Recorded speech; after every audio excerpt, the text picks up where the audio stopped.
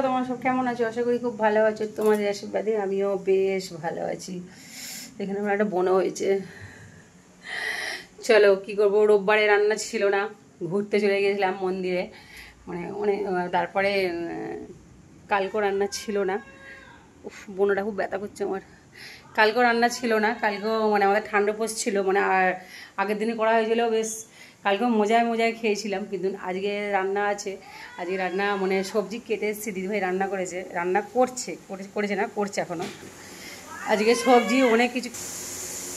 এমনিও মনটা খারাপ, কালকে ঝড়েতে আমার একটা গাছ উল্টিয়ে পুরো টবটা ভেঙে পুরো পড়ে গেছে।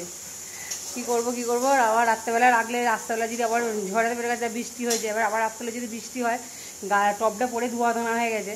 হয়ে যাওয়ার পরেও আবার কি করব, তখন আবার যদি বৃষ্টি হয় তখন মাটিগুলো গলে গেলে, শিকড়গুলো সব বেরিয়ে গেলে গাছটা তো মরে যাবে বলে ওই জন্য একটা বালতির মধ্যে গাছটাকে রেখে দিয়েছি, যখন দেখাই গাছটা রেখে দিয়েছি। তারপর আমার কত বললো ঠিক আছে।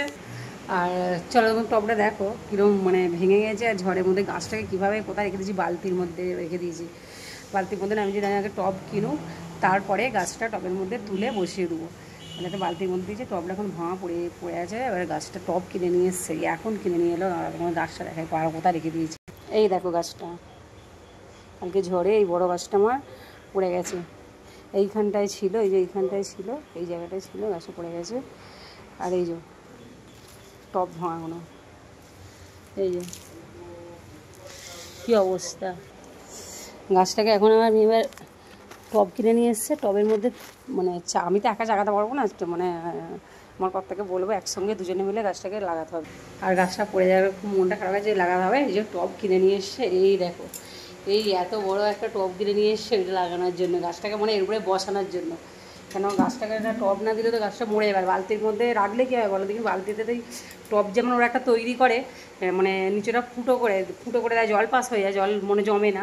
কিন্তু বালতিটার মধ্যে তো আর ফুটো নেই, ওটা গাছটা এমনি মরে যাবে জল মনে জমে গেলে। ওই জন্য এই এত বড় একটা টব, এই দেখো এত বড় টব নিয়ে এসছে। আর এই যে দুখানা ফুটো আছে, এই যে গায়ে একটা আছে, গায়ে একটা কোথায় গেল, এই যে এই গায়ে একটা ফুটো আছে, আর এই মাঝখানে একটা ফুটো আছে, এই যে মানে টবটা বসানোর জন্য। এই যে বসাতে যাবো, তারপর তার আগে চলো দিদিভাইকে কী কেটে দিচ্ছি, কী রান্না করছে তোমাদের দেখিয়ে দিই।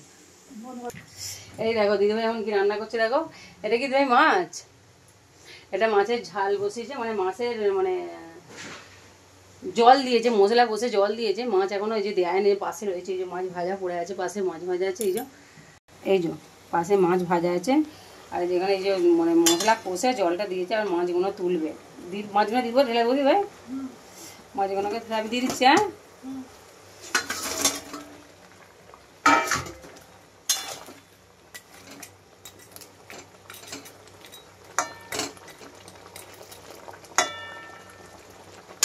এখানে মাছ ভাজা আছে, আর এই যে এখানে কয়েকটু মাছের এই যে ডিম, মাছের ডিম আছে। আর আমাদের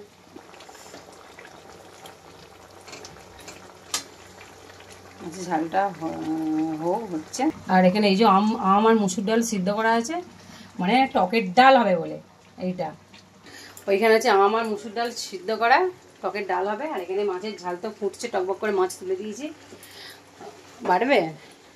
আর এখানে হচ্ছে হোঁপা পোস্ত, মানে হোঁপা পোস্ত না, সরি, হ্যাঁ চিচিয়ে পোস্ত।